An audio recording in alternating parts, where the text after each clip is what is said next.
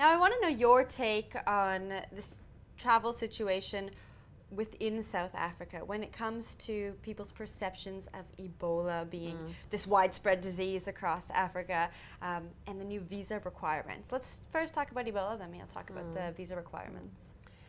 I think it is an indication of just how fragile tourism is and travel is. You know, it is intimately affected by so many things, whether it be health, whether it be politics, whether it be the economy, whether it be nature. It really is super, super fragile and gets affected so easily. And it also always reminds us about people's perceptions, perceptions about safety, perceptions about location, geography, cultures, etc. And we live with stigmas, we live with perceptions, and those are our realities. So, and I think a lot of this, the issue around Ebola points to the fact that there's so little knowledge around Africa as a continent. A lot of people see it as a country.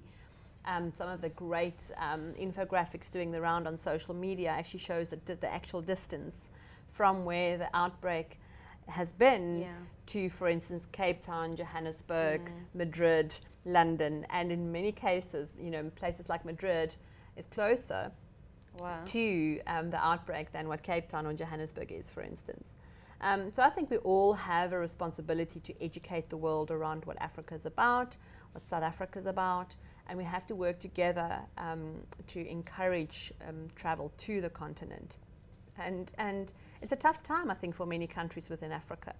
But the other great news is that travel and tourism is incredibly resilient. It always bounces back. And I think, you know, I still believe that Africa's time has come in terms of travel and tourism, but I think there's a lot of work that must be done around the awareness of Africa as a continent, the geography of Africa, the countries, the 54 countries within Africa. It's not one country, it is a vast continent, a very fascinating continent, very rich continent. So I think all of us as South Africans, we need to educate ourselves, and then we have to spread, again, through things like social media, the message that travel to Africa is safe, and this is our Africa. Our Africa is vast, our Africa is diverse, it's complex, it's interesting, it's warm, and it's welcoming.